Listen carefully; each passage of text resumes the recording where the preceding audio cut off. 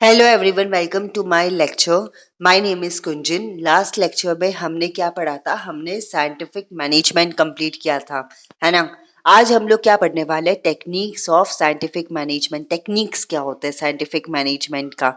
तो पहला जो टेक्निक है वो क्या है? वर्क स्टडी ना। वर्क स्टडी का मतलब क्या होता है? काम किस प्रकार करना है। ओके, किसी को भी काम देने से पहले अगर आप वो काम खुद कर लो, है ना। मैनेजमेंट क्या करती है? मैनेजमेंट क्या करती है? एम्प्लॉयज को काम देने से पहले खुद काम करके देखती है कि उन्हें कितना टाइम लगता है। अगर मैनेजमेंट को कोई भी काम करने के लिए 1 आवर लग रहा है, राइट, तो वो लोग क्या एक्सपेक्ट करेंगे कि एम्प्लॉयज को वो काम करने के लिए मैक्सिमम 1.5 आवर लगेगा, है ना। मैक्सिमम 1.5 आवर लगेगा, उससे ज्यादा टाइम तो नहीं लगना चाहिए।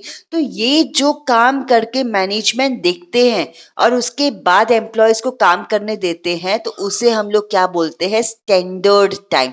उससे हम लोग क्या बोलते हैं? Standard time. उससे हम लोग क्या बोलते हैं? Standard time, right. हर एक ऑर्गेनाइजेशन में ये किया जाता है जिससे आप एम्प्लॉयज को कंट्रोल कर पाओ और ये देख पाओ कि एम्प्लॉयज की एफिशिएंसी क्या है। अगर देखो, आपने आपने 1.5 आवर दिया है एम्प्लॉयज को काम करने के लिए, अगर उन्होंने वो काम जो है वो 45 मिनट्स में ही कर लिया, तो एम्प्लॉयज की एफिशिएंसी बहुत अच्छी है ना। अगर एम्प्लॉयज ने 2 आवर्स कर लिया, 2 आवर्स ले लिया, मतलब एम्प्लॉयज की एफिशिएंसी बिल्कुल भी अच्छी नहीं है, एम्प्लॉयज बहुत टाइम को कंज्यूम कर रहे हैं। तो आप क्या कर सकते हो? कंट्रोल कर सकते हो एम्प्लॉयज को, राइट। तो कोई भी काम आप दो आपके वर्कर्स को करने के लिए, उसके पहले आप खुद करके चेक कर लो कि कितना टाइम लगना चाहिए, जिससे आप स्टैंडर्ड टाइम आप क्या कर पाओ? डिसाइड कर पाओ। तो work study, before assigning the work to the available workforce, proper work study should be done by management. Management को प्रॉपर वर्क स्टडी करना चाहिए कि कोई भी काम करने के लिए उन्हें कितना टाइम लगता है, right. Work study consist of, मतलब क्या क्या चीजें होती है? ऑर्गेनाइज, ऑर्गेनाइज मतलब अरेंजमेंट, स्टेप बाय स्टेप मतलब systematic, critical assessment. Critical assessment का मतलब क्या होता है? एकदम क्या बोलते हैं, नाजुक से नाजुक चीजों को भी आपको देखना पड़ता है, मतलब छोटी मोटी चीजों को भी आपको देखना पड़ता है जिससे कोई ज्यादा इफेक्ट आ जाए ऑर्गेनाइजेशन में, है ना। वेरियस एक्टिविटी फंक्शंस का आपको काम किस प्रकार करना है, पहले मैनेजमेंट को देखना पड़ता है कि आपको काम किस प्रकार करना है, फिर एम्प्लॉयज को देना है कि ये काम करो। Done done. Work study is based on the techniques. कौन कौन से टेक्निक्स है? 4 टाइप के टेक्निक्स हम पढ़ने वाले हैं, बहुत इंपॉर्टेंट कॉन्सेप्ट है। हाँ, वर्क स्टडी में 4 टाइप के टेक्निक्स है। पहला क्या है? Time study. सेकंड क्या है? Motion study. थर्ड क्या है? Method study. एंड लास्ट वाला क्या है? Fatigue study. तो टाइम स्टडी क्या होता है? सबसे पहले हम ये पढ़ ले कि टाइम स्टडी होता क्या है। तो टाइम स्टडी में क्या होता है? यहाँ पे हम लोग टाइम के बारे में स्टडी करते हैं। टाइम स्टडी मीन्स क्या होता है? Standard time.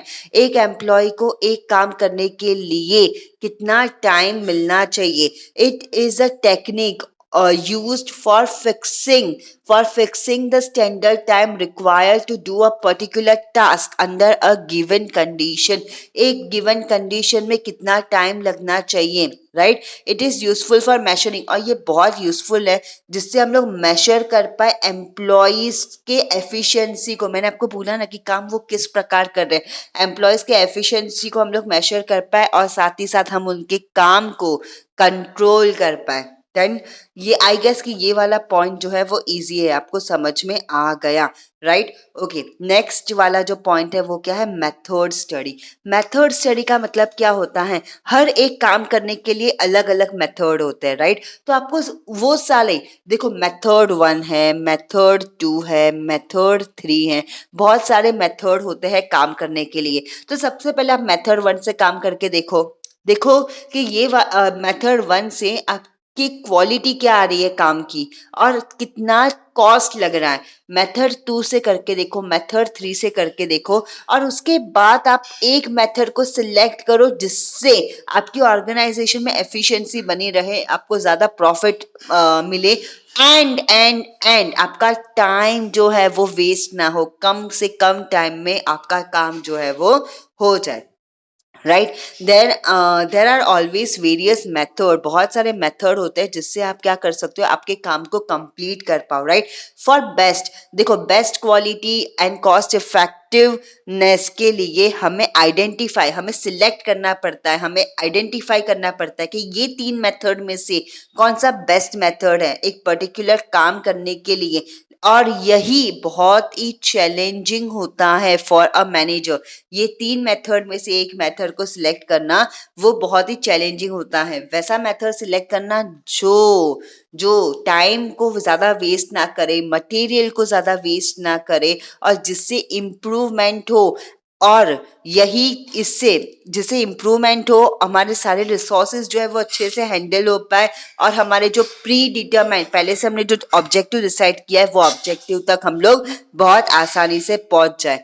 It is helpful in determining, determining का मतलब क्या होता है, deciding. It is helpful in determining the method for handling the raw material.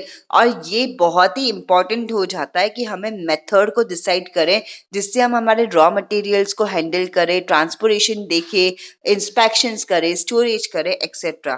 Then next जो इम्पोर्टेंट है वो क्या है, मोशन स्टडी। मोशन स्टडी का मतलब क्या होता है, देखो भाई, मूवमेंट्स की स्टडी।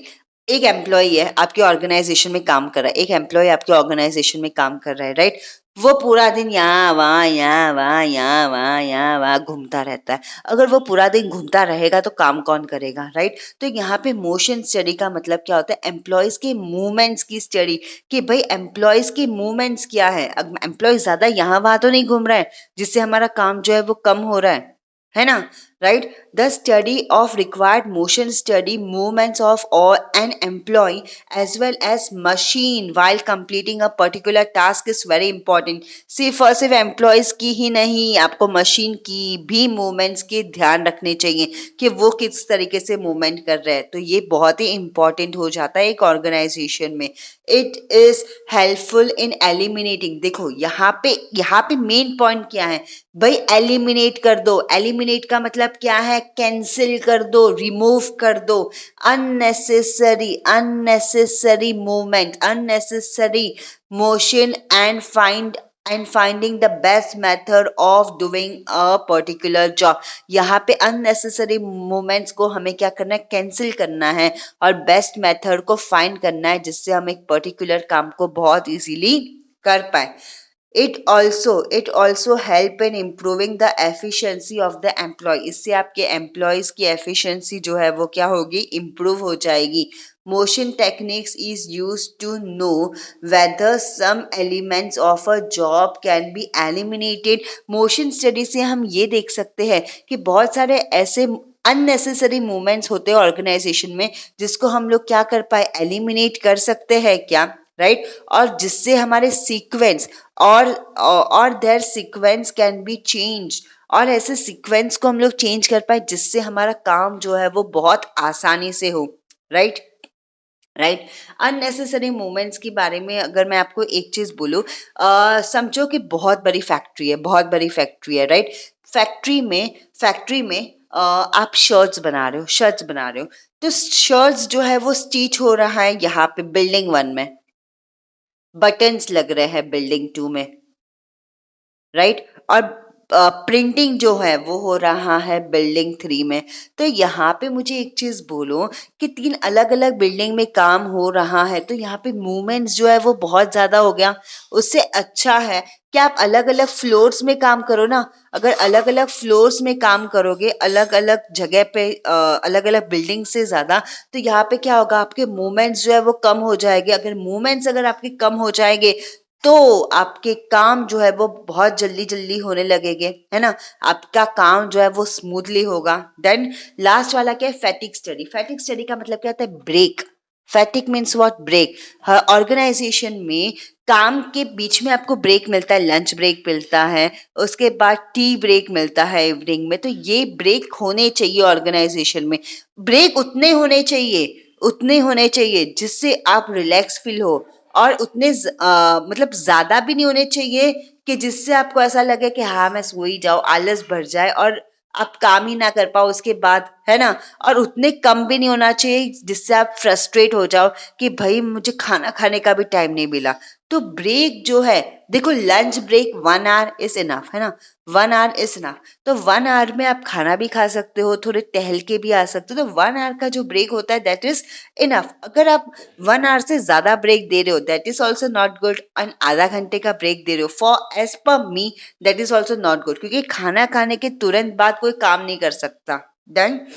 तो यहाँ पर generally long working hours without sufficient break target pressure, अगर आप बहुत ज्यादा ही काम कर रहे हो, लॉन्ग वर्किंग आवर्स है और आपने सफिशिएंट ब्रेक भी नहीं दिया है, आप टारगेट प्रेशर्स दे रहे हो, मतलब ये काम करो करो करो। एंड हैवी वर्किंग टूल्स का मतलब क्या होता है, बहुत एक्स्ट्रा ही, मतलब हैवी है, आपके जो भी टूल्स है, आप जो भी उन्होंने काम दे रहे हो वो हैवी है। एंड पुअर वर्किंग कंडीशन का मतलब क्या है, फैन ही नहीं है, गर्मी में काम करवा रहे हो, लाइट ही नहीं है, प्रॉपर लाइट आ जा रही है, तो यहाँ पे इसको क्या बोलते हैं, पुअर वर्किंग कंडीशन। आपके वॉशरूम ही नहीं है आपके ऑर्गेनाइजेशन में, तो इसे भी हम लोग क्या बोलते हैं, पुअर वर्किंग कंडीशन।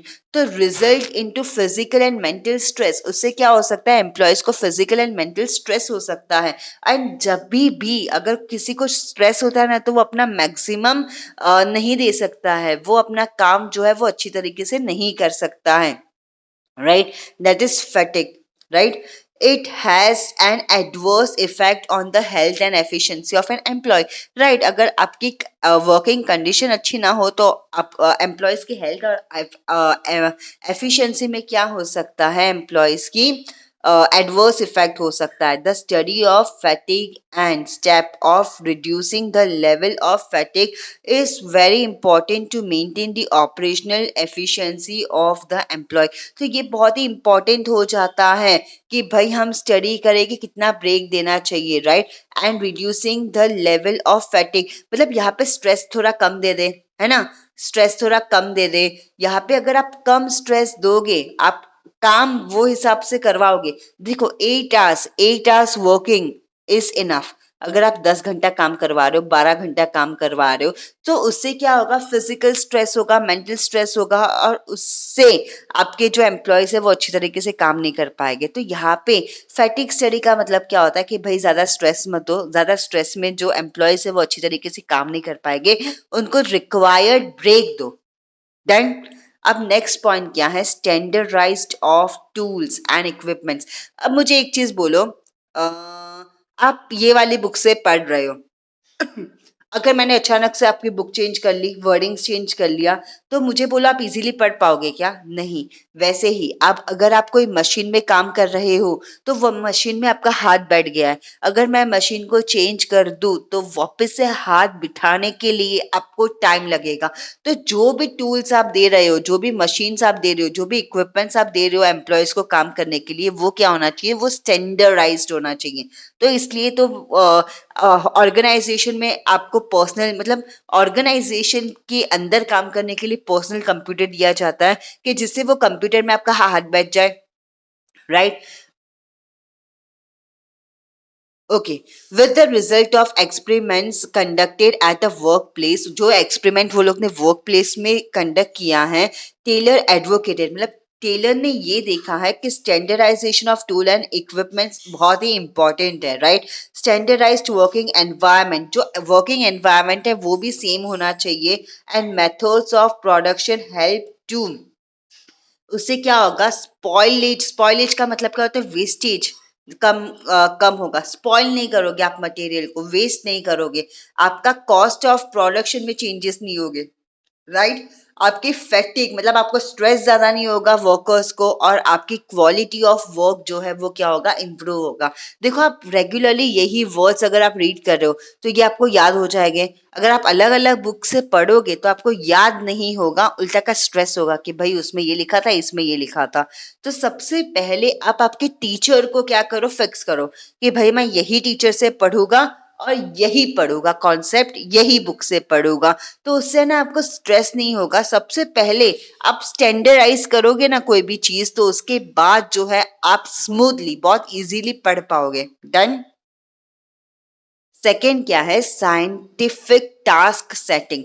टास्क का मतलब क्या है, आप एम्प्लॉयज को जो काम दे रहे हो, right, day to day work जो आप दे रहे हो, तो उसको आप फिक्स कर दिया करो कि भाई हर एक दिन आपको इतना काम करना है। तो आपको टास्क को क्या करना है, फिक्स करना है। Scientific work setting is important to prevent employees from doing work much below their capacity, मतलब उनकी कैपेसिटी से कम काम एम्प्लॉयज जो है वो ना करे। By using this techniques, employees should complete the task according to the standard given, and management should keep proper control and optimum utilization of the workforce. तो उससे क्या होगा पता है, आपके स्टैंडर्ड के हिसाब से अगर आप काम करोगे तो मैनेजमेंट जो है वो क्या करेगी, आपको प्रॉपर कंट्रोल कर पाएगी कि भाई आज आपने बहुत कम काम किया है, नहीं नहीं, आपको परफेक्ट काम करना है। अगर मैंने आपको इतना काम अगर आपको दिया है, अगर आप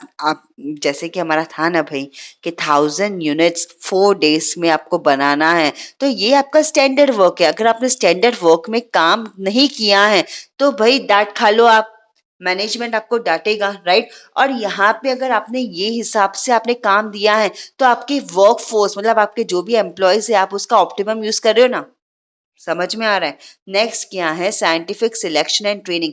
भाई सबसे पहले तो एम्प्लॉयज को सिलेक्ट करने के टाइम पे आप ध्यान दो, उनकी जब भी इंटरव्यूज ले रहे हो तो ये सोच समझ के लो कि आप उन्हें क्या काम देने वाले हो। अगर आप उन्हें जो काम दे रहे हो वो प्रकार से अगर आपने उनको प्रॉपर इंटरव्यू ले लिया तो आगे जाके आपको प्रॉब्लम नहीं होगी। एंड भाई सिर्फ इंटरव्यू से काम नहीं होता है, हर एक ऑर्गेनाइजेशन में अलग अलग तरीके से काम किया जाता है। तो आपके ऑर्गेनाइजेशन में किस प्रकार काम किया जाता है वो हिसाब से आपको एम्प्लॉयज को ट्रेनिंग भी प्रोवाइड करनी चाहिए, जिससे एम्प्लॉयज जो है वो आपके तरीके से काम कर पाए, ना ही आपको प्रॉब्लम हो ना ही आपके एम्प्लॉयज को प्रॉब्लम हो, right. Management can select right person for the right job by using scientific selection procedures, right. It needs to fix, वो ये नीड है, it's need to fix job specification as per the requirement. Employees are selected according to predetermined standard in an impartial way. Now, what do you mean by this? तो यहाँ पे क्या है कि भाई राइट पर्सन को right job पे अगर आप लगाओगे तो यही तो इम्पोर्टेंट प्रोसीजर हो गया, यही तो साइंटिफिक प्रोसीजर हो गया, है ना। राइट पर्सन राइट जॉब करेगा तो उससे कोई प्रॉब्लम तो है होगा ही नहीं, राइट। फिक्स जॉब स्पेसिफिकेशन, आपको क्या काम करना है वो आपने फिक्स करके उन्हें बता दिया, है ना, आपके रिक्वायरमेंट के हिसाब से कि भाई आप टीचिंग कर रहे हो, आपको ये सब्जेक्ट पढ़ाना है, ये स्टैंडर्ड को पढ़ाना है, तो उससे मैनेजमेंट को भी आगे जाके प्रॉब्लम नहीं होगी, ना ही एम्प्लॉयज को प्रॉब्लम होगी, है ना। एम्प्लॉयज को आप सिलेक्ट कर रहे हो according to the predetermined standard, मतलब according to the decided standard कि भाई मुझे ये सब्जेक्ट के लिए टीचर चाहिए, ये आपने पहले से डिसाइड किया है, वो हिसाब से आप इंटरव्यू ले रहे हो तो आपको आगे जाके कोई प्रॉब्लम नहीं होगा, राइट। आफ्टर सिलेक्टिंग, अगर आपने सिलेक्ट कर लिया है, एकदम अच्छे टीचर को आपने सिलेक्ट कर लिया है, उसके बाद मैनेजमेंट को क्या करना चाहिए, उन्हें प्रॉपर ट्रेनिंग देनी चाहिए कि भाई हमारे ऑर्गेनाइजेशन में बच्चों को ऐसे पढ़ाया जाता है, उन्हें इस प्रकार नोट्स दिया जाता है ना। उसके बाद तो भाई कोई प्रॉब्लम जो है वो होगी ही नहीं। नेक्स्ट जो पॉइंट है वो क्या है, नेक्स्ट पॉइंट है फंक्शनल ऑर्गेनाइजेशन। ना what do you mean by functional organization? In this concept of Taylor, planning is separated for implementation. भाई प्लानिंग अलग है, इम्प्लीमेंटेशन, सबसे पहले तो आप प्लानिंग एंड इम्प्लीमेंटेशन को अलग कर दो, मतलब प्लानिंग कोई और करेगा और इम्प्लीमेंट कोई और करेगा। प्लानिंग जो है वो कोई और करेगा और वो प्लानिंग को इम्प्लीमेंट जो है वो कोई और करेगा। That means planning is done by different person and actually work is supervised by different person. Thus every worker will be supervising by two different set of supervisor. Planning अलग करेगा, supervise अलग करेगा, मतलब हर एक काम दो जन सुपरवाइज करेंगे तो काम जो है वो तो बहुत अच्छी तरीके से ही हो गए, राइट। ही रिकमेंडेड, उन्होंने 8 चीजें रिकमेंड किए, 8 4 men to control the various aspects of the production. हर एक काम को कंट्रोल करने के लिए, प्रोडक्शन वर्क को कंट्रोल करने के लिए उसने 8 4 men दिए हैं। पहला, प्लानिंग लेवल पे 4 होते हैं, इम्प्लीमेंट लेवल पे 4। प्लानिंग लेवल पे पहला क्या होगा? Root clerk. रूट क्लर्क का मतलब क्या होता है कि रूट है वो, रूट मतलब क्या होता है? वो बताता है, tell how work move from one machine to another. एक मशीन से दूसरे मशीन में काम को आपको किस प्रकार बढ़ाना है, कैसे मूव करना है, ये कौन बताएगा? Root clerk. इंस्ट्रक्शन क्लर्क, ये आपको इंस्ट्रक्शन देगा, record instruction to complete the work. काम को किस प्रकार कंप्लीट करना है, उसके इंस्ट्रक्शंस ये जो है वो क्या करेंगे? रिकॉर्ड करेंगे। टाइम एंड कॉस्ट क्लर्क, तो यहाँ पे ये डिटरमाइन करेगा कि भाई टाइम कितना लगेगा, determine time in which work should be completed. Time decide करेगा कि कितना टाइम लगना चाहिए काम को कंप्लीट करने के लिए। And work out the cost, and ये भी डिसाइड करना चाहिए कि ये काम को कंप्लीट करने के लिए कितना खर्चा होगा। डिसिप्लिन, डिसिप्लिन का मतलब क्या होता है? रूल्स को सेट करना। ये जो बंदा है उसका काम क्या होगा कि रूल्स को सेट करे कि ऑर्गेनाइजेशन में कौन से रूल्स जो है वो फॉलो करने चाहिए। नेक्स्ट क्या है? इम्प्लीमेंटेशन लेवल, उसमें भी 4 है। पहला क्या है? Gang boss. गैंग बॉस क्या है? वो देखेगा एक्चुअली गेट वर्क डन। इसका मेन काम क्या है? एम्प्लॉयज से काम निकलवाना। नेक्स्ट क्या है? स्पीड बॉस, ये देखेगा कि वर्क जो है वो स्पेसिफिक टाइम में कंप्लीट हो रहा है कि नहीं।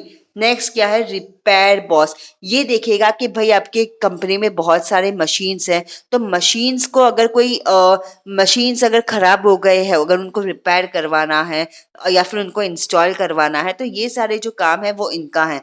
उसका नेक्स्ट क्या है? इंस्पेक्टर का काम क्या होता है? ensures that the work is done as per the standard, specific standard, मतलब लॉ के हिसाब से काम किया है कि नहीं, है ना। ये जो है वो इंस्पेक्टर जो है वो देखता है।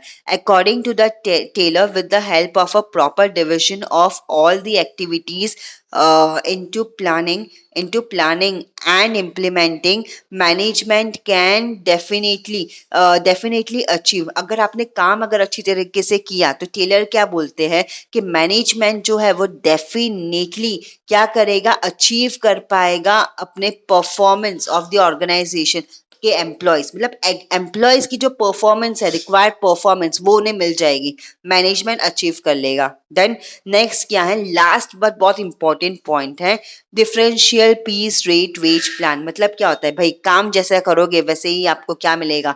जिस तरीके से आप काम करोगे वैसे ही आपको पैसे मिलेंगे। यहाँ पे ना यूनिट वाइज आपको पैसे मिलते हैं, यहाँ पे आपको यूनिट वाइज पैसे मिलेंगे, राइट। अगर आपने एक यूनिट बनाई है तो समझो 100 रुपए मिले हैं, तो अगर आपने 100 यूनिट बनाई है तो आपको कितना मिलेगा? आपको कितना मिलेगा? अगर आपने 100 यूनिट बनाई है तो आपको 10,000 रुपीस मिलेंगे, है ना। अगर कोई बंदे ने अगर 50 यूनिट्स बनाई है तो उनको कितने पैसे मिलेंगे? 5,000 रुपीस मिलेंगे। तो यहाँ पे है क्या? जैसा काम करोगे वैसा आपको क्या मिलेगा? पैसा मिलेगा, right. Remuneration should be fixed, यहाँ पे remuneration should be fixed in such a way that average worker का मतलब क्या होता है? जो ज्यादा काम भी ना करे, जो कम काम भी ना करे, एवरेज बंदा है, इस मोटिवेटेड, उसको हम लोग मोटिवेट कर पाए कि वो ज्यादा में ज्यादा आउटपुट करे, ज्यादा में ज्यादा काम करे, right. Taylor suggest that differential price rate system, differential piece wage system जो है वो किसने दिया है? ये टेलर ने दिया है। मतलब क्या होता है? मतलब higher rates are offered to the employees who complete the work more than the standard quality under this system।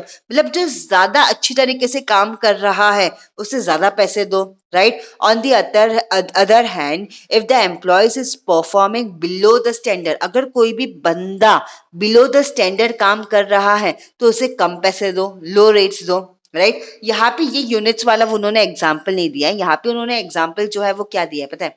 मैं आपको बता रही हूँ यहाँ पे उन्होंने क्या एग्जाम्पल दिया है। देखो भाई, आपने एक स्टैंडर्ड फॉलो किया था ना, जैसे कि 1,000 यूनिट्स 4 डेज में, तो जो 4 डेज में 1,000 यूनिट्स बनाए उसे ज्यादा रेट में, हाई रेट्स में आप ऑफर करो उन्हें, और जो 5 से 6 दिन लगाए उन्हें कम रेट्स दो, राइट। दिस टेक्निक्स, ये टेक्निक्स जो है उससे है ना एम्प्लॉयज मोटिवेट होते हैं कि वो लोग क्या करे, हायर स्टैंडर्ड परफॉर्मेंस दे एंड वो ज्यादा ज्यादा वेजेस अर्न करें, राइट। आई होप कि ये वाला जो पॉइंट है वो आपका क्लियर है। And if you like this lecture and this full chapter, then like and subscribe my channel. Thank you.